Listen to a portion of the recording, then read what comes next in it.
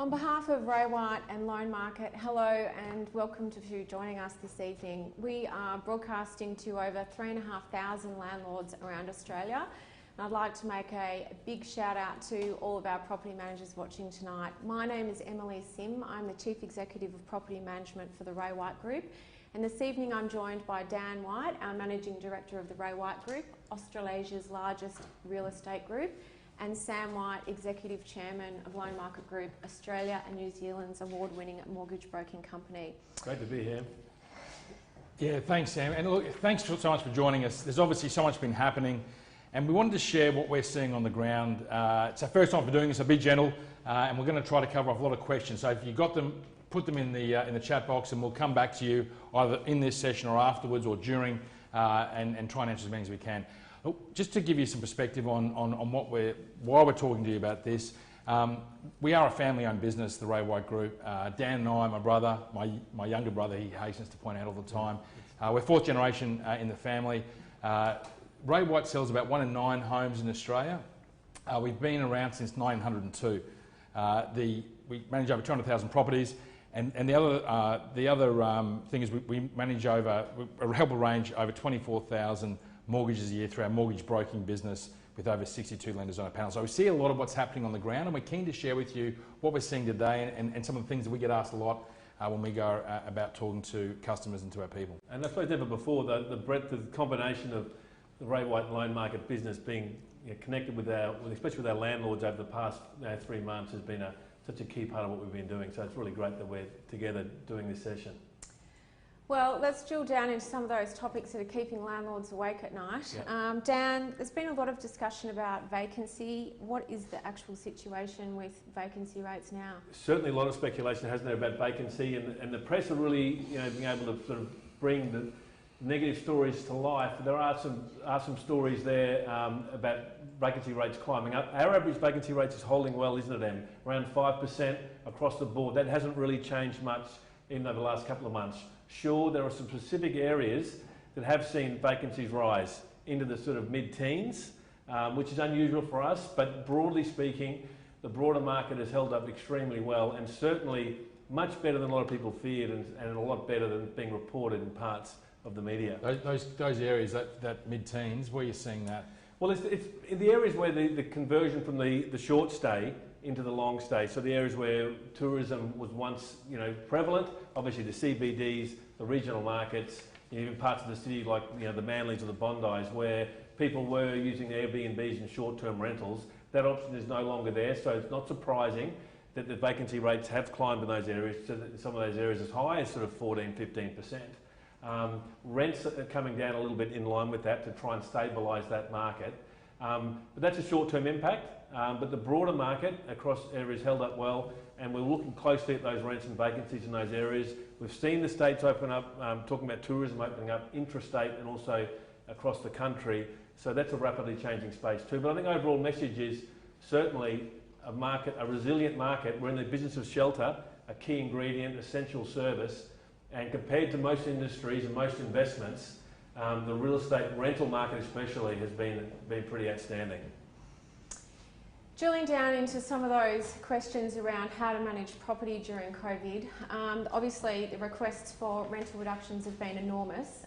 That was one of the first things that really came to light, and we saw huge requests and obviously arrears spiking for that. But the good news is I can tell you that our Ray White data shows that in actual fact that issue has now settled following the arrival of legislation into each state and territory. And in our businesses, in our particular rent rolls, we're finding that it's actually less than 10% of tenants that are actually working through rent variations, deferrals or reductions. And that's a big shift to what everyone was thinking, wasn't it? When this all first came around, people were saying, this is going to be, people aren't going to pay rent, they're going to... rent strike it was. Rent strike, yeah. And I think one thing we've learned from this is just that people are fundamentally good. People want to live up to their obligations, that people aren't taking advantage of a situation, broadly, largely the case. And I think that's one thing that we've all got out of this. And that's really the biggest point about when it changed. was the arrival of the state legislation for each state and territory. I keep saying that because it was a huge amount of work and a huge amount of legislation, but that's really what's changed for landlords, because it's in that legislation now that we have specific legislation around how tenants need to pay rent, how we manage the moratorium on evictions. And on that, I suppose, too, originally, I suppose the initial fear when before the detail of the legislation, a lot of the fear was it would be heavily one-sided, perhaps, and all of our landlords felt that they're providing shelter and they have their own financial issues, and it would be maybe tilted too far one way. The legislation seems much more balanced than some of the initial commentary, which has helped us play an intermediary role to get a solution, I suppose. That's right, and while it was complicated by arriving in each state rather than arriving from a federal level, it's broadly the same, and it broadly presents landlords and tenants with the same amount of rules on how to go forward, which are that really a tenant has to be COVID affected either for health reasons or financial reasons, and be able to substantiate that with documentation for the laws to have changed. Otherwise, everything's the same as it was pre-COVID.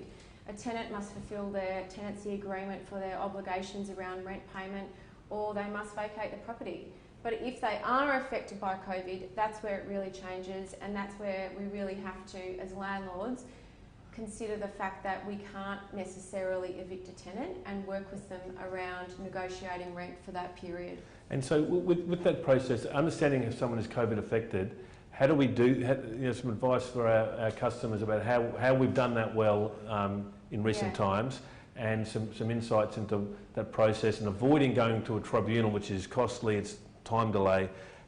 What are some of the great stories there? So it came out very early that everybody was COVID affected, and then what we started to understand that was we really needed to see how people's employment had changed or how their health had been changed. And so when we talk about evidence for COVID affected, that's the kind of documentation that we're talking about. And that's really what a tribunal situation would look at. They would consider, well, are these tenants truly affected? Do they have documentation? So that's what property managers have been working through with their landlord clients to reach those negotiations. And that's really what our advice to our landlord clients is that we do want to try and negotiate. We do want to stay in control of the negotiation. There are some states that have really strict legislation, particularly New South Wales and Victoria, where if you do end up in a tenancy tribunal situation, those states have the ability to make decisions about the level of rent that will be paid and affect the terms of the tenancy. So we really, as a landlord, don't want to be in that position, because that's where you lose control. So best situation for our landlords is to keep working with tenants, try and be creative about the negotiation for deferral. Obviously, a tenant will want a reduction and a landlord will want a deferral, but maybe be creative about that and think, well, I'll do part deferral and part reduction. But having a tenant now is important. Whilst we've seen low vacancy for April and March before that, I think it's really changing now in May, and that can be a factor going forward for landlords. One of the concerns earlier was without the threat of eviction, that the negotiation would be one-sided, but it's proven not the case. While I understand, if someone COVID affected, we can't evict during a period of time, there's still solutions have been brought forward between landlord and tenant to get an outcome that suits both. Yeah, it's been really collaborative, and to Sam's point, I think largely a lot of this has come down to people doing the right thing. It dissipated very quickly once legislation arrived, and around evictions now, people really understand that you can't evict a tenant for COVID if they've been affected by COVID. That's where the law is, and whilst we're in a pandemic, it will stay that way. Yeah. So how do we affect that? Well, some anomalies around that are obviously tenant hardship, but there's also landlord hardship. So if you're a landlord who's in a position that you're just not able to accommodate what the tenant needs, there's a way out for you as well, and it's under the hardship legislation. So that's a good piece of legislation that supports landlords as well, and it's pretty much in every state piece of legislation. But it comes down to, on evictions, it really comes down to, Dan, are the tenants affected by COVID or not? Yep. And is there a hardship situation for either party? No, then it really is a negotiation, because Otherwise, you escalate the matter to tenancy and you'll lose control of the situation. I think that's the message is reach out and talk to the local property manager, talk to the expert that's there who can actually help and is seeing this happen all the time. And obviously with different state legislation, it's hard for us to talk broadly about that because of the way the federation's set up and the way state laws work. But I think that is the call, that isn't it? Is don't wait, start talking. Yeah. We've got an ebook actually that we're going to send out following this event, which will talk to the different legislation in each state, which might be supportive in this spot as well. Just in terms of leases, obviously the ability to terminate early is there for tenants. That's again what to do in the case that a property is vacated by a tenant. There are still things we can do regards. Yes. Tenants still have responsibilities to do that in a way that's orderly and respecting the lease. That's right. This is not a free-for-all where a tenant can just vacate a property and abandon it. If that happens, the law still supports the landlord. There's still the bond that we can rely on. But yes, there is still tenancy legislation in place. It's just the COVID legislation is there to support tenants affected by COVID. Mm-hmm. And we know that to be under 10% in each of our agency businesses. So whilst this is an enormous issue, it's important to understand it affects less than 10% of tenants at the moment, according to the data that we're seeing. Yeah, which is interesting stats I roll, but for that 10% is obviously pretty devastating impact. And that's one of the things that on this there is ways to mitigate that as a landlord. You mentioned some of the legislation, land tax. I think there's been some concessions in some states as well. Yeah, there's a little bit of relief for landlords around land tax. That exists in some states, not all. But again, it's important for landlords to know, Sam, that if they are going to claim an exemption or the relief around land tax, they need to be able to demonstrate that they have actually entered into a reduced rent agreement with the tenant or a deferral or a rent variation. So it's not just available, you've got to apply for it and you've got to demonstrate that you've been a willing participant during these rent negotiations. Let's talk about landlord insurance. It's been one of the big topics of the industry for some time. I'm talking about the landlord insurance protecting for rent defaults. There's a lot of discussion around how that would apply in this situation. This was a huge topic early on, Dan. Unfortunately, I guess the biggest thing that we're seeing now is that insurance companies are now starting to come back to the community to say, well, we will pay for rent default or we won't pay for rent default. There was a big question around rent default during COVID because most insurance policies have every kind of scenario under the sun written into their policy. They didn't think of pandemic. So we now know that most companies are having a position on that, and the good news is that Ray White's policy will pay out for rent default, and they have confirmed that. And even better, they've actually said that they've rewritten the rules for property managers so that they don't have to follow the normal processes of issuing termination notices or notices to vacate and be going through that while we do have a moratorium on evictions. So that's been wonderful and something that I'm pleased that we can talk about. What a huge change. Traditionally, the rent agreement was just a hard and fast agreement, specified the rent, the date it was paid, insurance was sort of black and white. To go through a process of a few months of renegotiation, all these terms up in flux, and to land where we are now. It must be, I suppose, from a broader perspective, it's gone a lot better, hasn't it, than we thought. The flexibility that's been shown and the community goodwill and spirit has certainly come together well.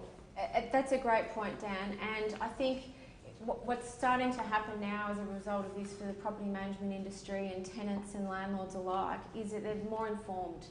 So to the landlord insurance point, landlords are more informed, they understand how important that is. Tenants are more informed about what their rights are, and they've seen a huge amount of support for tenants through tenants' unions and tenancy legislation. Yep. And it's been very balanced. So it is definitely not as bad as what we first initially thought. I started the webinar today by saying our greatest concern was that rents were just going to stop being paid, and we're nowhere near that now. Let's talk before we move off that, it's probably just a big call out our property managers. You talk to a lot of people who really have worked hard in so many parts of our community, right? So many different professions. Just call out the property managers who've really had to stand up in pretty tough times right around the country. It's been amazing, actually. Been amazing. I think the biggest challenge for property managers was that they had to learn new legislation. On top of knowing tenancy legislation, they've had to learn new COVID legislation, and apply it and negotiate rents for landlords and tenants. So they've absolutely done an amazing job, and that's really the reason why I have a property manager. Okay, so we've spoken about the income side and managing the rent process, and I know there'll be some questions there we could get back later. Let's talk about the expense side, the other side of the ledger, around obviously the key piece for most investors, obviously finance. Yeah. And Sam, we talk about some packages or some support that have been provided by banks on that, and also what's available in the finance market. Yeah, look, I think it's really important to acknowledge the banks really have stood up in this process. Very early they came out and said, look, I want to support Australians, and though you all no doubt be aware, they have the 6-month deferment process where interest will accrue but not be paid for 6 months. So you have a payment-free period, although it's not a mortgage holiday, as some people call it. It is still an accrual of obligations. So that's available, and really what we saw during that last couple of weeks of March, that first couple of weeks of April, so many of our brokers were just helping clients either refinance, reprice, or help with hardship applications. And largely we saw that was really that first month, and we've started to see that start to abate a little bit now, and we're seeing now a lot more inquiry coming through from people who are looking at buying or repricing, which is where a client can actually stay with the same bank but get a cheaper rate, or look at actually entering the market and seeing a fair bit of activity from that as well. It's amazing, your numbers, your volumes in loan market, up on last year, I think you were saying this morning? Last year we had the Royal Commission, of course, this time, so there's a lot of uncertainty there, so it's sort of not a normal base to go off. But certainly the activity has been strong, and that's been a lot because brokers have worked with customers beyond the transaction. So it's not just about getting a deal done, it's been about helping the existing customers that we have. In fact, one of our brokers who won an award for helping the most clients did 417 pricing requests in a month. That's repricing requests, which is an existing customer getting a better rate from the existing bank without there being a client having to move at all. And I'm sure a lot of people watching though think, uncertainty, go to a bank. It's a bit foreign to think, well, if I go to the bank, they might ask me questions, or they might, do I really want to go there? Yeah. So look, one thing, there's so much competition now. We have 40 lenders, residential lenders in Australia on our books, 62 total lenders, including asset finance and commercial. All of them have different policies. Some treat self-employed differently. Some look at different industries differently. Some have different rates. Some have cashbacks. So it's confusing. And I think well now over 60% of Australians, or was 60% of Australians, use a mortgage broker to get a mortgage. And the important thing is not just about the time that you do that transaction. What all of our brokers believe is that this is an ongoing relationship where we want to help, not just at the transaction, but right the way through. So we've seen, just on talking about policies, we've seen some changes. So some of the lenders are looking at self-employed a little bit more closely than they were, having a tighter policy. Really wanted to see what's going to happen coming out of the pandemic. So unfortunately, we're seeing a little bit of tightening in that, not with all lenders, but with some. Most of the PAYG borrowers, pay-as-you-go, the employees, still seeing that fairly stable, pretty much across the board. And even looking at, there's lenders with different JobKeeper policies for different businesses, so that's been sort of fairly dynamic and shifting a fair bit. One of the interesting things though, interest rates now, you're seeing interest rates in the, I think 2.09 is the cheapest one we've got at the moment. That's fixed 2.09%. So how long were it fixed for? 2 years? 2 years. There's stuff you can get for 3 years at 2.19. There's lenders with cashbacks as well. There's a whole lot of stuff that's out there. And these aren't just the fringe bank. These are core. These are the majors and very near major. What they call a second tier, somewhat disrespectfully, I think in some cases, because they've got some terrific products. But lenders, I think, have stood up and they're very keen to support customers. I think the big thing in this is be an active investor. Like, whether your property, whether you personally are impacted by COVID, whether your tenants are impacted by COVID, or whether you're one of the lucky ones that aren't, this is available to everybody. And don't just rely, if you got a mortgage 2 or 3 years ago, those probably interest rates were 4 or 5%. You can now get interest rates in the 2s. So don't just be passive, be active. Contact a broker. It's a free service. They can look at all your options, make sure you're getting the best possible deal in the marketplace, or at least present options to you. You can make informed decisions as to what you do. And just one last question on that, Sam. How does an investor look at this in terms of, well, they've taken a rent deferral, what does that mean in terms of their mortgage? Is there something that Loan Market can help with there? Yeah, so the lenders, we can help the client talk to lenders about whether they can put their own mortgage into payment pause or a deferral, or you can or you may be able to reduce payments and say let's go to interest only for a little while. So it's important to remember that all those that it's not a suspension. You know, you've got to pay that money and then pay that interest back. So if you can, even if you have to reduce payments, so you're paying something. That can ease the burden when you come out of this. So again, that's something to talk about. Everyone's got individual circumstances, everyone's got individual requirements, and I think the best thing to do is talk to someone who can help talk about a range of different opportunities. And Dan, a burning question for about the sales market. Should investors be looking to hold, buy, sell? Well, it's obviously, before I talk about those particular decisions, to say the market itself is proven extremely resilient, as it has done, you know, for generations. The Australian real estate market, again, the last couple of months has performed, you know, so strongly. It came into this, you know, pandemic really strong. Obviously, we saw February and March, you know, really strong numbers. So it's come in strong. We've seen buyer numbers remain strong. It's to the point Sam made before. A lot of buyers in the market. You know that our average registered bidders per auction is now at 5 per auction, which we haven't seen since we've been collecting registered bidder numbers now for the last few years. We haven't seen numbers that high. So we've never had more buyers per property. So the demand side from buyers, looking out over the long term and seeing the future of the economy, the low interest rates, the long-term future of the economy and interest rates, etc., are there. The other side of the equation, supply is down. The listing numbers are a lot less than what we were before, probably down about half across the board, and I'm speaking generally across the market, but it's been fairly consistent across Australia. So lower supply, remaining strong demand, and we're getting good prices. Vendors are very happy with the prices they're receiving coming to market. We're able to achieve 2019 prices for our vendors at the moment. And so what we're saying to your question before about holding right now or selling, the really question comes back to the customer. What is your investment objectives? How long term are they? How short term? If you're concerned about the risks, we'll talk a little bit later, there are risks in the market like there always are, risks down the track. If you're worried about those, there is a strong market today, and that is able to transact in the market with a lot of stock not competing with your own home, so around investment property, so you are standing out in the market with strong buyer there and buyers being able to take good finance. So yeah, I think that if someone wants to sell over the next couple of years, now could be the strong time given the conditions we're seeing and the risks in the market.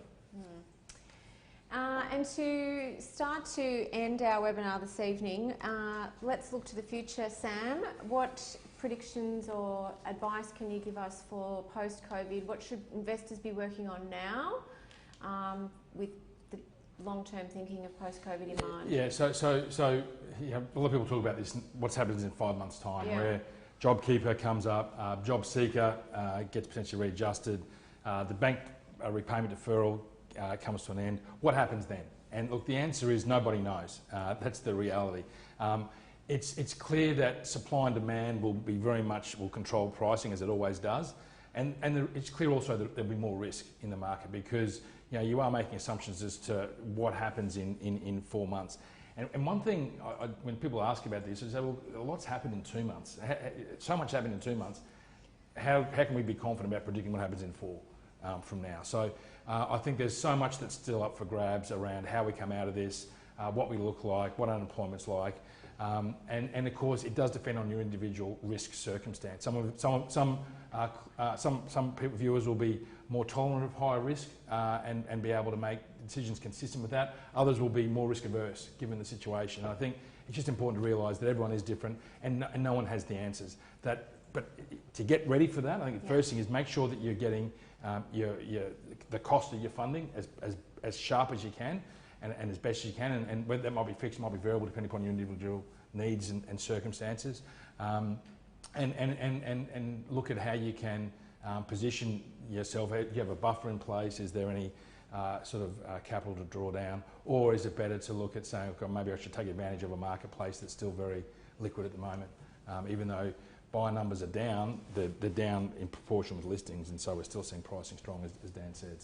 So there's still things that you can do now to prepare for post-COVID that you should be looking at. You should stay active about being an investor. Well, I think too it's about how you're managing your investment property, locking in tenants for the longer term if you're concerned about risk. Can we get longer leases? Securing those, being commercial about rents, getting a bit longer if you're worried about vacancy. So I think working with, and I think that's our role as an industry, isn't it? To, as Sam said, there are risks down the track in 5 months. The work should have already be starting about how to manage those, finance, spoken about that, working with the property manager, how to ensure our relationship with the tenant is really strong. What do we know what the tenant's up to? Where are they with their own, finances and things like that. So things we can play as a company to keep all our customers best informed, to make the best decisions. And if that involves selling or buying, then that's obviously a core part of our business too. Yeah, I think a big quote is also stay close to locals. We're talking broadly, nationally. As Em said, there's lots of different sort of legislation, different states. So stay close to your local property manager, local agent, local broker, who can tell you, really talk about trends in that local market and what's happening on the ground in your space, because it is different market by market. Well, that brings us to the end of our webinar, but we are going to take questions now. The first question that we have is from Ava. What if a tenant can't provide evidence of being COVID affected? That's a great question. Thank you for raising it. It is very simple. A tenant needs to provide documentation to be COVID affected, otherwise they're not COVID affected, which means the tenancy legislation in your state stands and your property manager will manage the property according to that legislation. The next question is, I had a valuation early this year to sell our rental. Should I wait till the end of next year? Maybe one for you, Dan. Sure, this year, end of next year. Look, I think obviously, as Sam said before, it's dangerous to generalise on the real estate market because we are a local business and local dynamics are different. Can I say this though? I suppose in terms of pricing, as Sam said before, there are risks. There's obviously more risk on a price in the short term falling than more chance of that happening, we believe, than rising, although we're not economists. So I think if you are considering selling later this year, early next year, I think the market at the moment, from what we're seeing in our data, and again, you'll need to update it with your local area and speak to your local railway agent. But the conditions right now, where we're seeing rates and buyer activity, market now stronger, is strong right now. And I'll be hesitant to say what it's going to be like in 6 months, because I do not know what it's going to be like in 6 months. All we can say is it is strong right now. And if liquidity is important to you, I can't see the reason personally why you'd wait than go now. Our next question is another tenancy one. How long do you suggest landlords continue with their rent or lease reduction support? Well, most people have been talking about that in terms of the pandemic period, which is due to end around the end of September or as far as mid-October, depending on which state you're in. But I do suggest that is a great question to consider what your tenant's circumstances are and what your circumstances are. So perhaps don't be guided by the pandemic period, be guided by what's your tenant's financial situation and your financial situation together, because it might be wise to look at a period a little bit longer and keep the balance a little bit less, rather than having it short and tight and trying to make it fit. It's all about trying to keep the tenant in the property and you with an investment. The next question is, my tenant is not paying and not communicating. He isn't returning a call. What do I do? Well, first thing you need to do is talk to your property manager. And the second thing you need to do is probably take their advice about how to go forward with terminating. It's a very clear-cut one where a tenant cannot provide any documentation to support their COVID-affected situation, and it might be for health reasons as well, remember. Then it is simply defaulting back to tenancy legislation. One for you, Sam. Yeah, so this one, should I refinance our current loans? Look, that really does depend on your own individual circumstances and what you're currently on now. So one thing I could suggest is talk to a broker and find out what that pricing differential may be from what you are doing now and where you are. And one thing, if you do, there's two ways we can reprice with your current lender, and that might just look at a reduction in your interest rate where you won't necessarily need to go through a full credit application, or you can look at refinancing, which does involve a full credit application. So it does depend on your situation and what that differential is. But if you will be getting rates now in the twos, and those options are there for clients, and leave that to you to work out what it is. But on you know, if you're saving 1% on a $500,000 mortgage, it's $5,000 that you're putting back into your account rather than someone else's. The next question is a tenancy question. We'll take a couple more because we're reaching 30 minutes now. Again, resources around what to do if a tenant's not paying rent and not communicating. Do refer to the guide that we're going to send out following this webinar tonight, because it will give you some state-based advice on how to process that depending on what state you're in. And finally, with a rent reduction, will there be an obligation for the tenants to repay at a later date? Great question. There's a few different ways we're talking about rent. Reduction is certainly one term, variation is another, deferral is another. With a reduction, you are reducing the rent. If you agree to a reduction, this is if you negotiate a reduction, If you agree to a reduction with your tenant, then you should not have then you are agreeing to reduce the amount, and there won't be an amount repaid at the other end. If you're looking for something like that, that is a deferral, where you agree to reduce the rent temporarily with a repayment of the balance at a later point in time. So there is some difference there between rent reduction, rent deferral, and a variation is another term that people are using. Sam, this one looks like it's for you. Great question. So what a mortgage broker does is they meet with a customer, determine what their needs are and what they're trying to achieve, and go through a needs analysis, and then say, based on what your requirements are, here's some recommendations from a panel of lenders that we're accredited with. So a loan market broker, for example, is accredited with, we have 62 lenders on our panel. They're accredited with some of those, and they will then go and make recommendations saying, in your situation, based on your own credit profile and what you're looking for, these are the type of lenders that will lend you money, and here's what they'll lend, here's the amounts they'll lend, and here's the costs that they will have. So they'll go and talk to you. That's a free service. The broker gets paid by the lender, and all those are disclosed to you in the meeting, should you choose to have one. If you want to find a broker, loanmarket.com.au is a good place to start. Well, thank you for joining us this evening. That brings us to a close. Please know that property managers with Ray White and mortgage brokers with Loan Market are here to help you navigate your way through these uncertain times. Thank you for joining us. Enjoy your evening and good night. Thank you. Good night.